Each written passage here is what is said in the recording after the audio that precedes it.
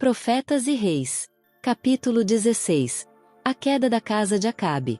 Este capítulo é baseado em 1 Reis 21 e 2 Reis 1. A má influência que desde o início Jezabel havia exercido sobre Acabe continuou durante os últimos anos de sua vida, e deu frutos em obras de vergonha e violência, tais como raramente têm sido igualadas na história sacra. Ninguém fora como Acabe, que se vendera para fazer o que era mal aos olhos do Senhor, porque Jezabel, sua mulher, o incitava. 1 Reis 21, verso 25. De uma disposição cobiçosa por natureza, Acabe, fortalecido e sustentado na prática do mal por Jezabel, tinha seguido os ditames de seu mau coração, até que ficou inteiramente controlado pelo espírito de egocentrismo. Não podia admitir qualquer recusa a seus desejos, o que desejava entendia que por direito devia ser seu. Esse traço dominante em Acabe, que tão desastrosamente influenciou a sorte dos reinos sob seus sucessores, é revelado em um incidente que teve lugar enquanto Elias era ainda profeta em Israel. Bem junto ao palácio do rei estava uma vinha pertencente a Nabote, um jezreelita. Acabe assentou em seu coração possuir esta vinha, e propôs comprá-la, ou dar-lhe em troca outro pedaço de terra. Dá-me a tua vinha, disse ele a Nabote, para que me sirva de horta, pois está vizinha, ao pé da minha casa, e te darei por ela outra vinha melhor do que ela, ou, se parece bem aos teus olhos, dar-te-ei a sua valia em dinheiro. 1 Reis 21, verso 2. Nabote tinha sua vinha em alto valor, porque havia pertencido a seus pais, e recusava partilhá-la. Guarde-me o Senhor, disse ela a Acabe, de que eu te dê a herança de meus pais. 1 Reis 21, verso 3. De acordo com o Código Levítico, nenhuma terra devia ser transferida permanentemente por venda ou troca. Os filhos de Israel se chegarão cada um à herança da tribo de seus pais. Números 36, verso 7. A recusa de Nabote fez adoecer o monarca egoísta. Acabe veio desgostoso e indignado à sua casa, por causa da palavra que Nabote, o jezreelita, lhe falará. E deitou-se na sua cama, e voltou o rosto, e não comeu pão. Jezabel, informada logo dos pormenores, indignando-se de que alguém recusasse o pedido do rei, assegurou a Acabe que ele não precisava mais estar triste. Governas tu agora no reino de Israel, disse ela. Levanta-te, come pão, e alegre-se o teu coração, eu te darei a vinha de Nabote, o jezreelita. Acabe não cuidou dos meios pelos quais sua esposa poderia conseguir o desejado objeto, e Jezabel imediatamente deu curso a seu ímpio propósito. Ela escreveu cartas em nome do rei, e selou-as com seu sinete, enviando-as aos anciãos e nobres da cidade em que Nabote residia, dizendo: Apregoai um jejum, e ponde a Nabote acima do povo, e ponde defronte dele 2 homens, filhos de Belial, que testemunhem contra ele, dizendo: Blasfemaste contra Deus e contra o rei.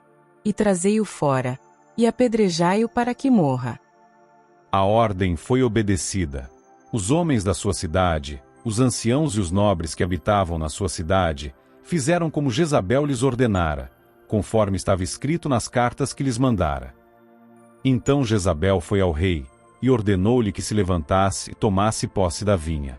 E Acabe, indiferente às consequências, cegamente seguiu-lhe o conselho, e desceu para tomar posse da cobiçada propriedade. Ao rei não foi permitido desfrutar, sem ser incriminado, aquilo que havia alcançado pela fraude e derramamento de sangue. Então veio a palavra do Senhor a Elias, o tesbita, dizendo: Levanta-te, desce para encontrar-te com Acabe, rei de Israel, que está em Samaria.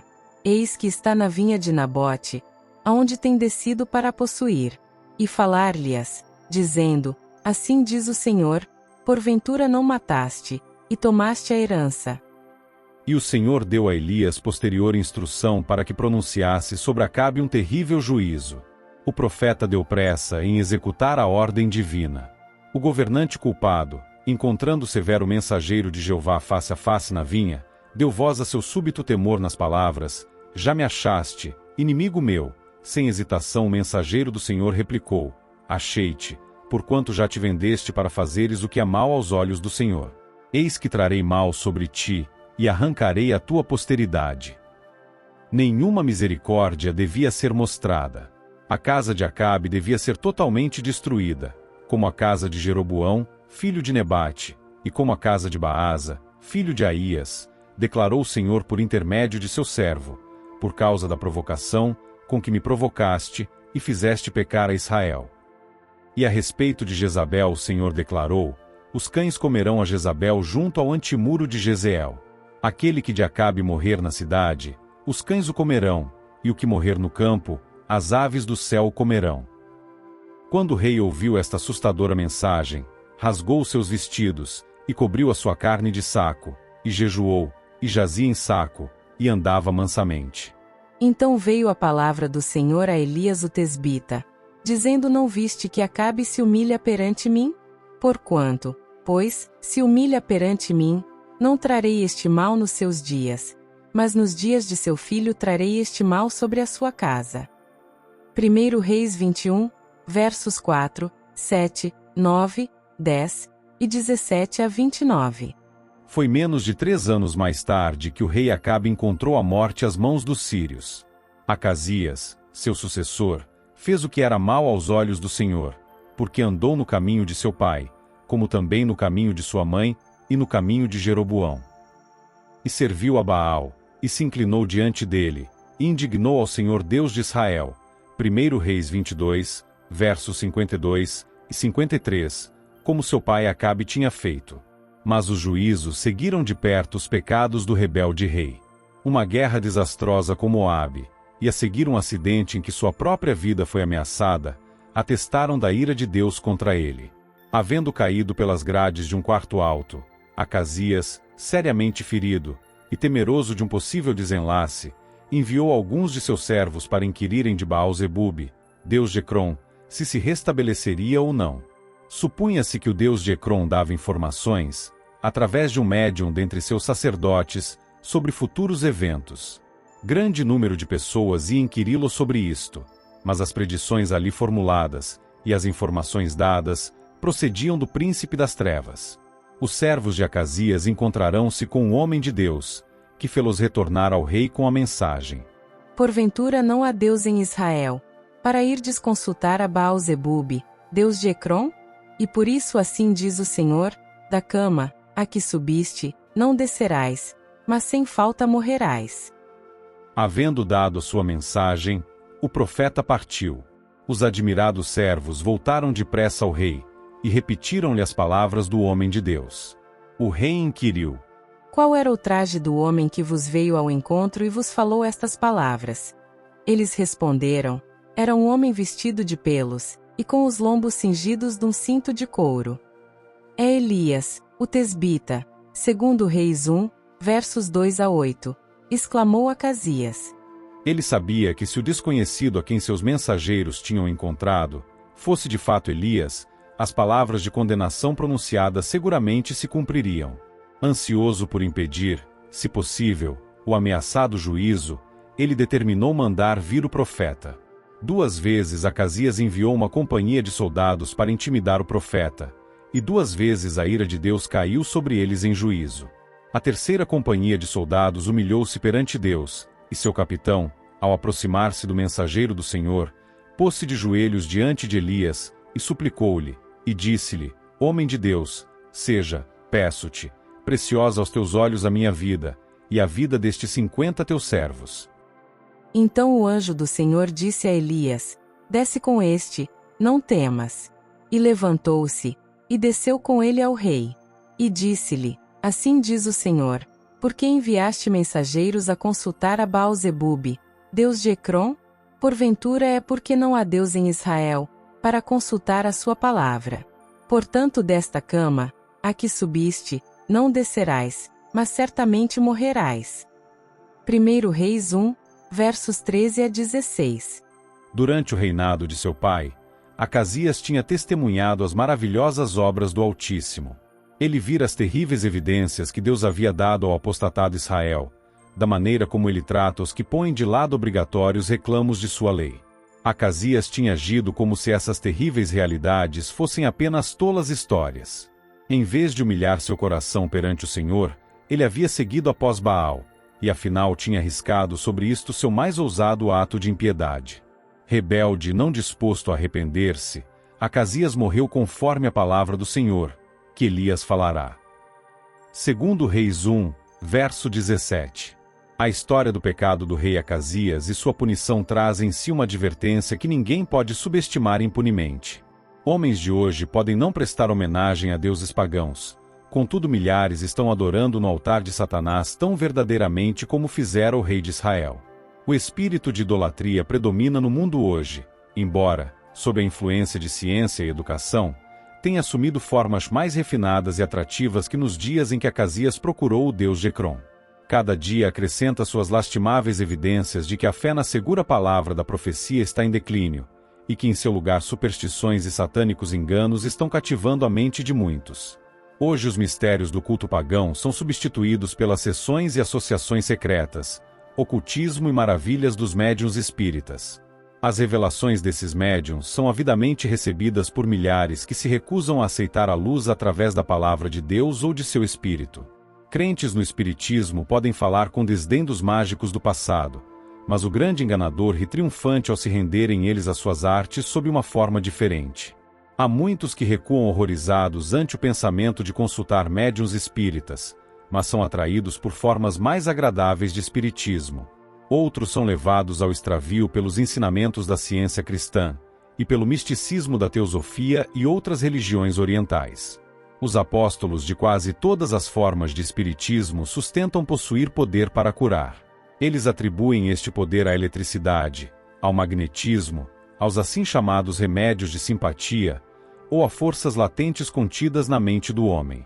E não são poucos, mesmo neste século cristão, os que vão a esses curandeiros, em vez de confiar no poder do Deus vivo e na habilidade de médicos bem qualificados. A mãe, vigiando junto ao leito de seu filhinho enfermo, exclama: "Nada mais posso fazer. Não há médico que tenha poder para restaurar meu filho." Falam-lhe das maravilhosas curas realizadas por algum curandeiro clarividente ou magnetizador, e ela lhe confia seu ente querido, colocando nas mãos de Satanás tão verdadeiramente como se ele estivesse ao seu lado. Em muitos casos, a vida futura da criança é controlada por um poder satânico que parece impossível quebrar. Deus tinha motivos para desgostar-se ante a impiedade de Acasias. Que não havia ele feito para conquistar o coração do povo de Israel e inspirar-lhes confiança em si? Durante séculos ele estivera dando a seu povo manifestações de bondade e amor nunca igualados. Desde o início mostrara que tinha suas delícias com os filhos dos homens. Provérbios 8, verso 31. Foram auxílio sempre presente a todos que buscavam em sinceridade. Contudo o rei de Israel, desviando-se agora de Deus para suplicar ajuda ao pior inimigo de seu povo, proclamava aos pagãos que tinha mais confiança nos seus ídolos do que no Deus do céu. De igual maneira homens e mulheres desonram-no quando tornam da fonte de força e sabedoria para solicitar auxílio ou conselho dos poderes das trevas. Se a ira de Deus foi acesa pelo ato de Acasias, como considera ele os que, tendo ainda maior luz, escolhem adotar uma conduta semelhante? Os que se entregam aos enganos de Satanás podem presumir de grandes benefícios recebidos, mas prova isto que sua conduta é sábia ou prudente? Como seria se a vida fosse prolongada? Se vantagens temporais fossem concedidas, valerá a pena no fim haver desrespeitado a vontade de Deus? Tais lucros aparentes provar-se-ão no final uma perda irreparável. Não podemos derribar impunemente uma única barreira que Deus tenha construído para guardar seu povo do poder de Satanás. Como Acasias não tivesse filhos, foi sucedido por Jorão, seu irmão, o qual reinou sobre as 10 tribos por 12 anos. Durante esses anos sua mãe, Jezabel, ainda viveu, e continuou a exercer sua má influência sobre os negócios da nação. Costumes idólatras eram ainda praticados por muitos dentre o povo. O próprio Jorão fez o que era mal aos olhos do Senhor, porém não como seu pai, nem como sua mãe, porque tirou a estátua de Baal, que seu pai fizera. Contudo aderiu aos pecados de Jeroboão, filho de Nebate, que fizera pecar a Israel, não se apartou deles. Segundo Reis 3, versos 2 e 3. Foi durante o reinado de Jorão sobre Israel que Josafá morreu, e seu filho, chamado Jeorão, subiu ao trono do reino de Judá. Por seu casamento com a filha de Acabe, Jezabel, Jeorão de Judá estava intimamente associado com o rei de Israel, e em seu reinado seguiu após Baal, como fazia a casa de Acabe. Também fez altos nos montes de Judá, e fez com que se corrompessem os moradores de Jerusalém, e até a Judá impeliu a isso. Segundo Crônicas 21, versos 6 e 11. Ao rei de Judá não foi permitido continuar com sua terrível apostasia sem reprovação. O profeta Elias não havia ainda sido trasladado, e ele não podia permanecer em silêncio enquanto o reino de Judá estava seguindo o mesmo curso que tinha levado o reino do norte à beira da ruína. O profeta enviou a Jeorão de Judá uma comunicação escrita, em que o ímpio rei leu as terríveis palavras. Assim diz o Senhor, Deus de Davi teu pai, porquanto não andaste nos caminhos de Josafá, teu pai, e nos caminhos de Asa, rei de Judá, mas andaste nos caminhos dos reis de Israel, e fizeste corromper a Judá e aos moradores de Jerusalém, segundo a corrupção da casa de Acabe, e também mataste a teus irmãos, da casa de teu pai, melhores do que tu. Eis que o Senhor ferirá com um grande flagelo ao teu povo, e a teus filhos, e às tuas mulheres, e a todas as tuas fazendas. Tu também terás uma grande enfermidade. Em cumprimento desta profecia, despertou o Senhor contra Jeorão o espírito dos filisteus e dos arábios, que estão da banda dos etíopes. Estes subiram a Judá, e deram sobre ela, e levaram toda a fazenda, que se achou na casa do rei, como também a seus filhos e a suas mulheres, de modo que lhe não deixaram filho, senão a Jeoacás, Acasias, Azarias, o mais moço de seus filhos. E depois de tudo isto o Senhor o feriu nas suas entranhas com uma enfermidade incurável. E sucedeu que, depois de muitos dias, e chegado que foi o fim de 2 anos, morreu de más enfermidades. Segundo Crônicas 21, versos 12 a 19. E Acasias, seu filho, reinou em seu lugar. Segundo Reis 8, verso 24. Jorão, o filho de Acabe, estava ainda reinando no reino de Israel quando seu sobrinho, Acasias, subiu ao trono de Judá. Acasias reinou apenas 1 ano, e durante este tempo, influenciado por sua mãe, Atália, sua conselheira, para obrar impiamente, andou nos caminhos da casa de Acabe, e fez o que era mal aos olhos do Senhor. Segundo Crônicas 22, versos 3 e 4. Jezabel, sua avó, vivia ainda, e ele se aliou ousadamente com Jorão de Israel, seu tio. Acasias de Judá logo encontrou um trágico fim. Os membros sobreviventes da casa de Acabe foram sem dúvida seus conselheiros depois da morte de seu pai, para sua perdição. Segundo Crônicas 22, versos 3 e 4. Enquanto Acasias estava em visita a seu tio em Jezeel, o profeta Eliseu foi divinamente dirigido para que enviasse um dos filhos dos profetas a Ramote-Gileade, a fim de ungir a Jeú como rei de Israel. As forças combinadas de Judá e Israel estavam nessa ocasião empenhadas numa campanha militar contra os sírios de Ramote-Gileade. Jorão havia sido ferido em combate, e retornara a Jezeel, deixando Jeú no comando dos exércitos reais. Ao ungir Jeú, o mensageiro de Eliseu declarou: Ungi-te rei sobre o povo do Senhor, sobre Israel. E então solenemente pôs sobre Jeú uma especial comissão do céu. E ferirás a casa de Acabe, teu senhor, o Senhor declarou por intermédio de seu mensageiro, para que eu vingue o sangue de meus servos, os profetas, e o sangue de todos os servos do Senhor, da mão de Jezabel. E toda a casa de Acabe perecerá. Segundo Reis 9, versos 6 a 8. Depois de haver sido proclamado rei pelo exército, Jeú dirigiu-se apressadamente para Jezeel, onde deu início à obra de execução de todos aqueles que deliberadamente haviam escolhido prosseguir no pecado e levar outros a pecar. Jorão de Israel, Acasias de Judá, e Jezabel, a rainha-mãe, todos os restantes da casa de Acabe em Jezeel, como também a todos os seus grandes, e os seus conhecidos, e os seus sacerdotes, foram mortos. Todos os profetas de Baal, todos os seus servos e todos os seus sacerdotes, que habitavam no centro do culto a Baal próximo de Samaria, foram passados à espada. As imagens idólatras foram quebradas e queimadas, e o templo de Baal foi feito em ruínas. E assim Jeú destruiu a Baal de Israel. Segundo Reis 10, versos 11 19 e 28. Notícias dessa execução geral chegaram até Atália, filha de Jezabel, que ainda ocupava uma posição de autoridade no reino de Judá. Quando ela viu que seu filho, o rei de Judá, era morto, levantou-se e destruiu toda a descendência real. Neste massacre, todos os descendentes de Davi que eram elegíveis ao trono foram destruídos, salvo uma criança de nome Joás, a quem a esposa de Joiada, o sumo sacerdote, escondeu nas recâmaras do templo. Durante 6 anos a criança permaneceu ali escondida, enquanto Atália reinava sobre a terra. Segundo Reis 10, versos 11, 19 e 28. No fim deste tempo, os levitas e todo Judá, segundo Crônicas 23, verso 8, uniram-se com Joiada, o sumo sacerdote, para coroar e ungir o pequeno Joás, aclamando o rei. E bateram as mãos, e disseram, Viva o rei! Segundo Reis 11, verso 12. Ouvindo, pois, Atália a voz do povo que corria para louvar o rei, veio ao povo à casa do Senhor.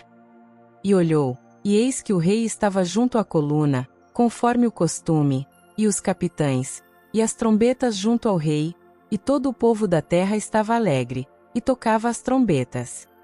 Então Atália rasgou os seus vestidos, e clamou, traição, traição. Segundo Reis 11, verso 14. Mas Joiada ordenou a seus oficiais que a aprisionassem e a todos seus seguidores e os tirassem para fora do templo ao lugar da execução, onde deviam ser mortos. Assim pereceu o último membro da casa de Acabe. O terrível mal que se produzira através de sua aliança com Jezabel continuou até que o último de seus descendentes foi destruído. Mesmo na terra de Judá, onde a adoração ao Deus verdadeiro jamais havia sido posta de lado, Atália foi bem-sucedida em seduzir a muitos. Imediatamente após a execução da impenitente rainha, todo o povo da terra entrou na casa de Baal, e a derribaram, como também os seus altares, e as suas imagens totalmente quebraram, e a Matã, sacerdote de Baal, mataram perante os altares. Segundo Reis 11, verso 18. Seguiu-se uma reforma. Os que tomaram parte na aclamação de Joás como rei, tinham combinado solenemente que seriam o povo do Senhor. E agora que a maléfica influência da filha de Jezabel tinha sido removida do reino de Judá, e os sacerdotes de Baal haviam sido mortos e seu templo destruído, todo o povo da terra se alegrou, e a cidade repousou. Segundo Crônicas 23, versos 16 e 21.